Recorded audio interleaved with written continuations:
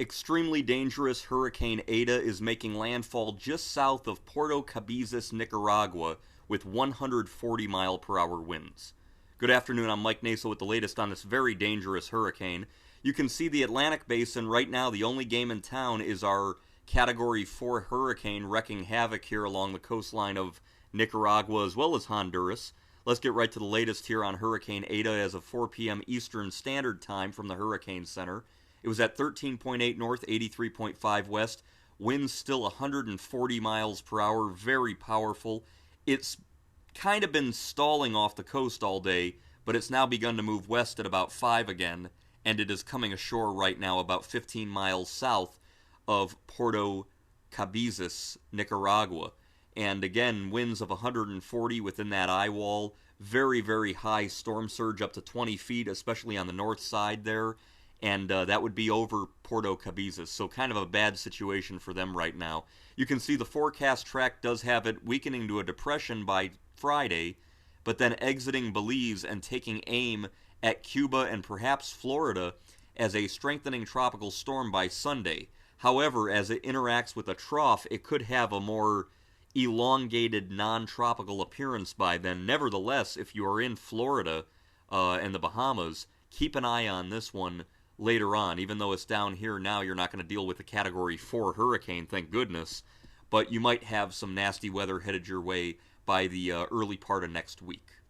There's the computer models. You can see that even better. They're doing this kind of snake track to the left, then up, then to the right, and then up again, and maybe even to the left and then up again, sort of something like that.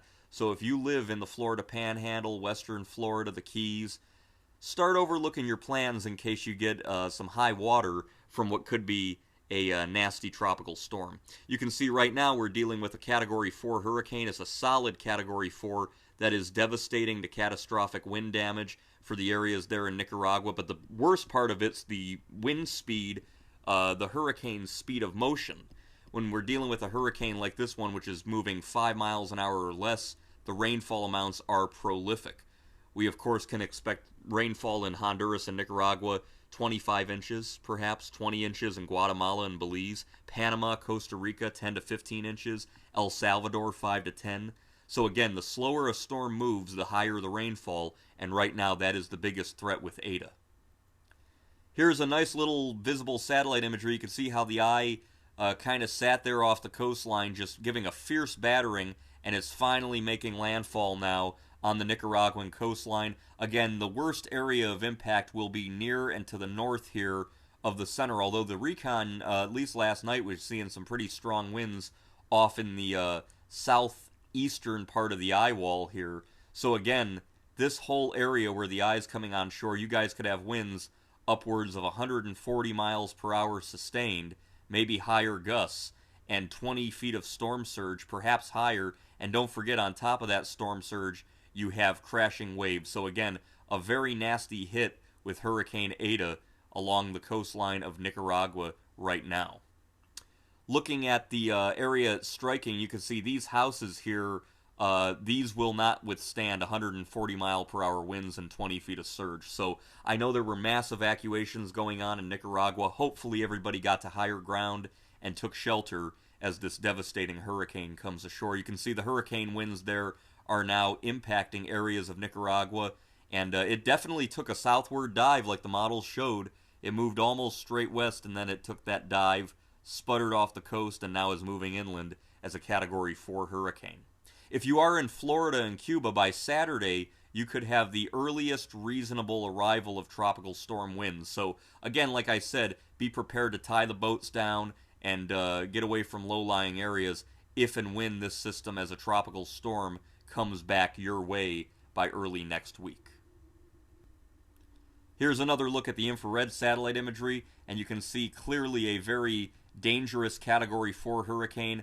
The cold cloud top's still very well defined. You're going to see it shrink as it moves inland. It loses that rich fuel source of hot water, and so it will not strengthen, it'll weaken, but that doesn't mean the rainfall is going to stop.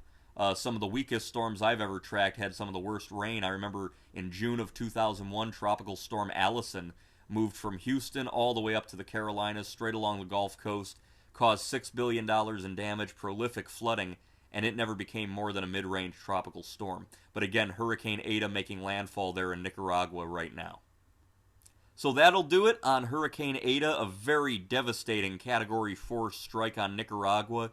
You could see it there coming ashore. It's the strongest hurricane of the season, even stronger than Hurricane Laura was back in August when it struck Louisiana. You can see a lot of moisture here all the way from Jamaica through the Caymans, eastern Cuba, Belize, El Salvador, Guatemala, Honduras, Nicaragua, Costa Rica.